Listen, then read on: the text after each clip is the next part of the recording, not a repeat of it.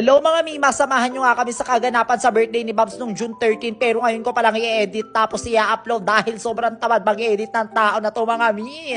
Okay, mag-i-intro ulit ako, go! Hello mga Mi, samahan nyo nga kami as we celebrate the birthday of the Babs at the People Tower in the South Mall of the Freestone. Sa mga oras nga na to mga Mima, nasa taxi na kami and sobrang hapon na namin nakaalis kaya sobrang traffic sa personality and community guidelines. Since kami lang naman dalawa dito sa Manila mga Mima ko and wala yung parents namin, kaming dalawa lang magsi-celebrate ng birthday niya. And pumunta na nga pala kami dito sa South Mall mga Mima ko, SM South Mall Las Piñas to mga Mima ko kasi dito lang naman yung alam namin galaan sa Las Piñas.